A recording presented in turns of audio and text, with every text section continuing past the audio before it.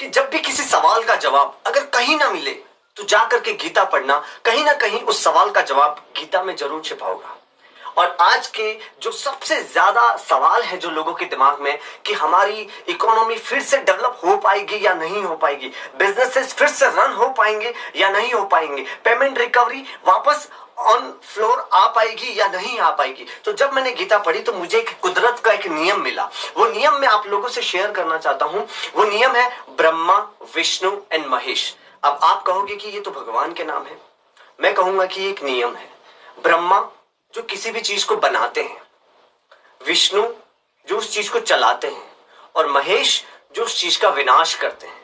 अगर आप western culture में भी देखोगे तो उन्होंने गॉड का नाम दिया। जी मीन्स जनरेट, किसी भी चीज को बनाना जो ब्रह्मा जी करते हैं। ओ मीन्स ऑपरेट, उसको चलाना जो विष्णु जी करते हैं। एंड डी मीन्स डेस्ट्रॉय, जिसको महेश जी करते हैं।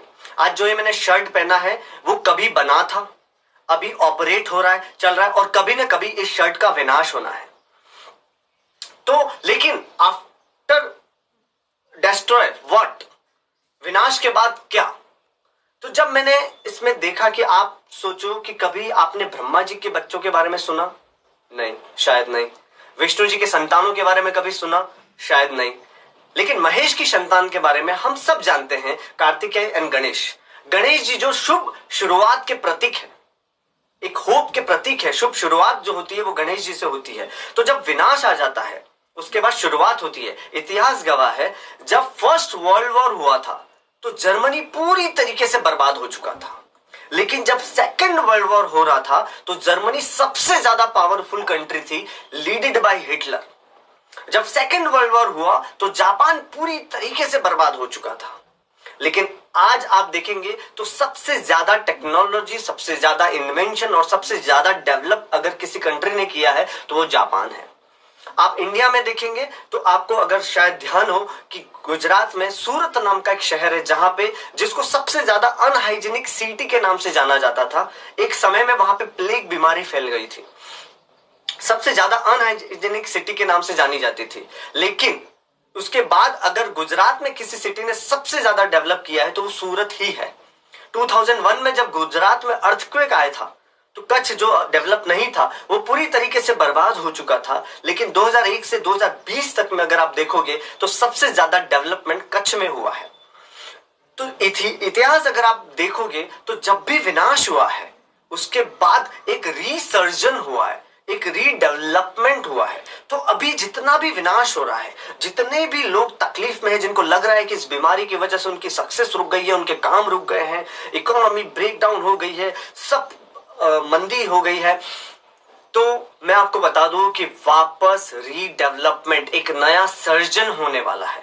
उसके लिए आपको अपने आप को प्रिपेयर करना है, क्योंकि ये जो शांति है ये तूफान से पहले की शांति है। इसके बाद डेवलपमेंट का तूफान आने वाला है। उसके लिए आपको सिर्फ दो चीजों पे फोकस करना है। एक है पॉजिटिविटी, मतलब आपको पॉजिटिविटी पे ही फोकस करना है, आपको अपॉर्चुनिटी पे फोकस करना है। अगर आपका ध्यान, जब आप कुछ चीज खरीदने का सोचते हैं, अगर आपने सोचा कि आपको ऑडी कार खरीदनी है तो आपको हर जगह बाहर ऑडी कार दिखेगी, क्योंकि आपका फोकस उस कार के ऊपर है। अगर आपका focus corona virus, economy breakdown, तकलीफों पे रहेगा, किसी से फोन पे आप तकलीफों की बातें करेंगे तो आपको वही मिलने वाला है। तो आपको अपॉर्चुनिटी, पॉजिटिविटी पे फोकस करना है, और दूसरा आपको अपने आप पर और कुदरत के इस नियम पर भरोसा करना है कि सब कुछ अच्छा होने ही वाला है।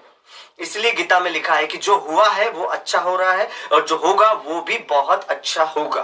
तो आपको कुदरत के उस नियम पे भरोसा करना है।